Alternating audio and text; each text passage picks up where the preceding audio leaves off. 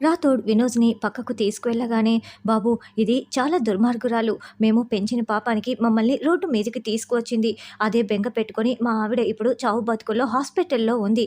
దీని గురించి అందరికీ తెలియాల్సిందే బాబు. కాబట్టి నేను నిజం చెప్పే తీరుతాను. మీ కుటుంబం కూడా మాలా కష్టపడకూడదనే నేను ఈ నిర్ణయం తీసుకున్నాను" అని రావుగారు చెప్తుంటే, "చూడండి రావుగారు, చిత్రని మీరు పెంచారు. కానీ మీరు ఏమీ ఆశించకుండానే దత్తత తీసుకొని పెంచి పెద్ద చేశారు కదా!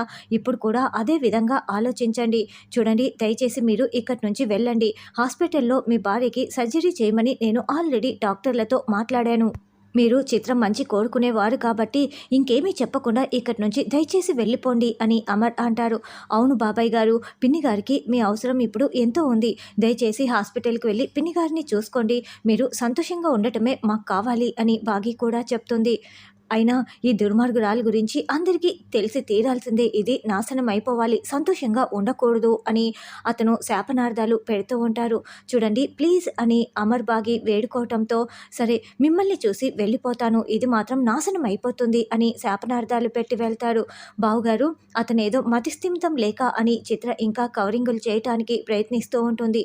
"చూడు చిత్ర, జరిగిన విషయాలు మొత్తం కూడా నాకు తెలుసు. నేను తెలిసినా కూడా ఇదంతా చూస్తూ ఎందుకు సహిస్తూ ఉన్నానో తెలుసా? వినోద్ కోసం.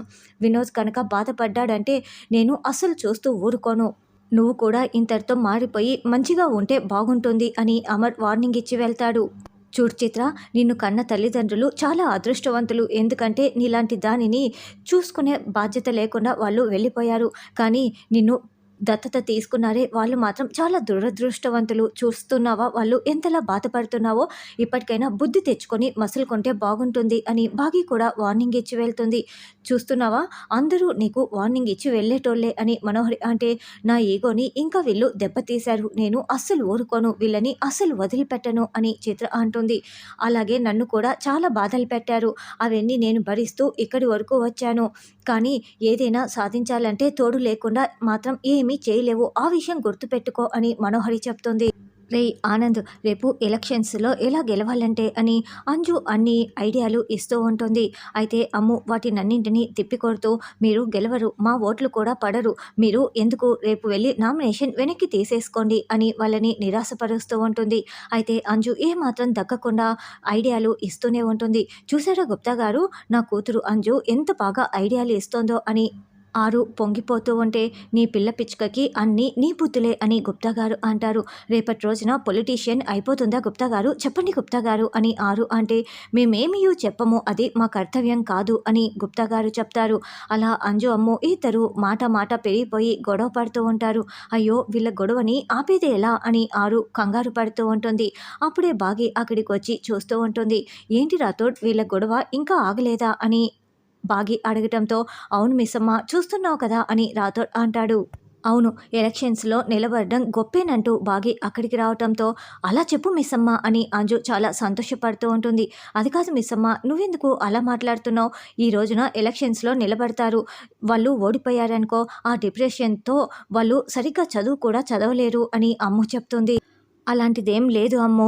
చివరి క్షణం వరకు విజయం కోసం మనం పోరాడాలి" అని బాగి చెప్తుంది. "అది కాదు మిస్సమ్మ, ఆ ప్రిన్సిపల్ బంటి ఇద్దరూ చేతులు కలుపుకున్నారు. ఆనంద్ ఓడిపోవటం తప్పిస్తే ఏం జరుగుతుంది చెప్పు" అని అమ్ము అంటే, "అలా ఎందుకు అనుకుంటున్నావు అమ్ము? మీ నాన్న ఎవరు? లెఫ్టినెంట్ అమరేంద్ర అంటే సోల్జర్స్‌కి నాయకుడు. అంటే లీడర్‌షిప్ క్వాలిటీస్ అన్నీ కూడా మీ నాన్నలో ఉన్నాయి. అలాగే ఆనంద్‌లో కూడా ఆ లీడర్‌షిప్ క్వాలిటీస్ అన్నీ ఉన్నాయి. కాబట్టి ఖచ్చితంగా గెలిచే తీరుతాడు. నేను చెప్తున్నాను కదా" అని బాగి అంటుంది. "చూస్తున్నారా గుప్తా గారు, బాగి ఎంత బాగా చెప్తోందో" అని ఆరు సంతోషపడుతూ ఉంటుంది. "నిజమే మేసమ్మ, కానీ అమ్ము ఆకాష్ కూడా ఆనంద్‌కి సపోర్ట్ చేయాలి" అని రాథోడ్ అంటే, "నేను మీ నాన్న కూడా సపోర్ట్ చేస్తాము. రేపు జరిగే ఎలక్షన్స్ దగ్గరికి మేము కూడా వస్తాము. ఆనంద్ గెలవటం మేం చూస్తాము. సరేనా" అని బాగి ధైర్యం చెప్పటంతో, "అవునా Missamma, okay. Thank you so much" అని అంజు, ఆనంద్ సంతోషపడుతూ ఉంటారు. "కానీ ఇప్పుడు మాత్రం మీరు గొడవ పడకుండా ఏదైనా హోంవర్కులు ఉంటే కలిసి చేసుకోవాలి" అని బాగి చెప్పటంతో, "అలాగేనని" పిల్లలు అంటారు. "చూసారా గుప్తా గారు, బాగి గొడవని ఎలా కూల్‌గా తీర్చేసిందో" అని ఆరు సంతోషపడుతూ ఉంటే, అక్కడే చాటుగా ఉండి మొత్తం వింటున్న మనోహరి వైపు గుప్తా గారు కళ్ళార్పకుండా చూస్తూ ఉంటారు. "అదేంటి గుప్తా గారు, ఆ మనోహర్‌ని చూస్తున్నారు? కొంపతీసి దాని బుద్ధి ఏమైనా ఉపయోగిస్తుందా ఏంటి" అని ఆరు అంటుంది. పుట్టుకతో వచ్చింది పుడకలతో గాని పోదు కదా బాలిక అని గుప్తా గారు అనడంతో, అంటే రేపు ఆనందిని ఓడించటానికి ఇదేమైనా ప్లాన్ చేస్తోందా చెప్పండి గుప్తా గారు అని ఆరు కంగారు పడుతూ ఉంటుంది.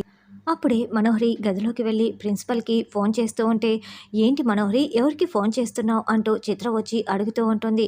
స్కూల్లో ఎలక్షన్స్ జరుగుతున్నాయి, ఆనంద్ నిలబడుతున్నారు, ఆనంద్ని ఓడించాలి అందుకే ఫోన్ చేస్తున్నాను అని మనోహరి అనడంతో, చిన్న పిల్లల మీద నీ ప్రతీకారం ఏంటి అని చిత్ర అంటుంది. షాపింగ్ మాల్లో నీకు జరిగిన సంఘటన గుర్తుకు లేదా?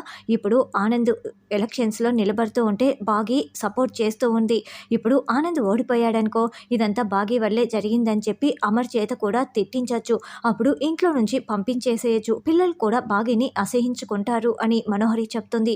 గుప్తా గారు ఏంటిది ఇలా చేస్తోంది అని ఆరు ఇదంతా విని కంగారు పడుతూ ఉంటుంది. వెంటనే ప్రిన్సిపల్కి కాల్ చేసి, స్కూల్లో ఎలక్షన్స్ జరుగుతుంటే నాకు ఒక్క మాటైనా చెప్పరా అని మనోహరి అరుస్తూ ఉంటుంది. మీరేమీ కంగారు పడకండి మేడం, బంటి గాడే గెలుస్తాడు, ఎందుకంటే అమ్ము ఆకాష్ కూడా అసలు ఆనంద్కి సపోర్ట్ చేయటం లేదు, ఆ బంటి చాక్లెట్లు బిస్కెట్లు అందరికీ ఆశ చూపేసి వాడే గెలుస్తాడు, ఇదే జరిగేది అని ప్రిన్సిపల్ చెప్తుంది. అంజలిని నువ్వు అంత తేలిగ్గా తీసుకోకు, చచ్చిపోయే వాళ్ళని కూడా బతికిస్తుంది అని మనోహరి అంటే, చూసారా గుప్తా గారు నా కూతురు అంజలి అంటే ఎంత గ్రేట్గా చెప్తుందో అని ఆరు చెప్తుంటే, గుప్తా గారు ఆరు వైపు అదోలా చూస్తూ ఉంటారు. చూడండి మేడం, మీరేమీ కంగారు పడకండి, బంటిని గెలిపించే బాధ్యత నాది అని ప్రిన్సిపల్ చెప్తుంది. రేపు స్కూల్కి బాగి అమరేంద్ర గారు కూడా వస్తున్నారు, నేను కూడా వస్తున్నాను, ఎట్టి పరిస్థితుల్లోనూ బంటినే గెలవాలి, సరే ఉంటానని మనోహరి ఫోన్ పెట్టేస్తుంది. చిత్ర, రేపు నువ్వు కూడా నాతో పాటు స్కూల్కు రావాలి అని మనోహరి అంటే, నేను అంత పెద్ద బిజినెస్ని చూసుకోకుండా నీ చిల్లర పనులకి నేనెందుకు వస్తాను, నా రేంజ్కి తగ్గట్లు నేను హై క్లాస్గా ఉంటాను, నీలా చిల్లర పనులు అస్సలు చేయనని చిత్ర వెళ్తుంది. ఏంటి నువ్వు హై క్లాసు, నేను చిల్లర పనులు చేస్తున్నానా? షాపింగ్ మాల్లో నాతో చేతులు కలిపినట్లు కలిపి ఇప్పుడు ఇలా మాట్లాడుతున్నావు కదా, రేపు బాగిని అమర్ చేత తిట్టించిన తర్వాత నిన్నే తిట్టిస్తాను చూస్తూ ఉండు అని మనోహరి అనుకుంటూ ఉంటుంది. ఏంటి గుప్తా గారు ఇది ఇలా మాట్లాడుతోంది అని ఆరు అనడంతో, మిత్ర భేదం బాలిక అని గుప్తా గారు చెప్తారు. ఏది ఏమైనా నా శక్తులతో ఆనందుని నేను గెలిపిస్తాను అని ఆరు అంటే, వలదు బాలిక, అలా నువ్వు చేసినచో వాళ్ళ పాప పుణ్యాలు అన్నీ కూడా తారుమారు అవుతాయి, కాబట్టి నువ్వు చేయకూడదు, అంతేకాకుండా నీకు ఒక పెద్ద ప్రమాదము పొంచి ఉన్నది, ఆ చెంబ తను ఓడిపోయింది కదా, కాబట్టి రెట్టింపు పట్టుదలతో నీకు ప్రమాదం తలపెట్టడానికి వచ్చుచున్నది రేపు అని గుప్తా గారు చెప్తారు. ఏంటి చెంబా, నువ్వు ఇలా ఓడిపోతావని నేను అస్సలు అనుకోలేదు అని రణవీర్ ఇంకా చెంబాని రెచ్చగొడుతూ ఉంటాడు. చూడు రణవీర్, నాకు శక్తులు ఉన్నట్లే ఆ ఆత్మకు కూడా దివ్య శక్తులు ఉన్నాయి, అందుకే నేను ఓడిపోయాను, కానీ ఇది దైవశక్తికి దుష్టశక్తికి మధ్య జరుగుతున్న పోటీ, కాబట్టి ఈసారి ఖచ్చితంగా నేను గెలిచే తీరుతాను అని చెంబా చెప్తూ ఉంటే, చూడు మాటలు కాదు చేతల్లో చూపించు అని లాయర్ రణవీర్ ఇంకా చెంబాని రెచ్చగొడుతూ ఉంటారు.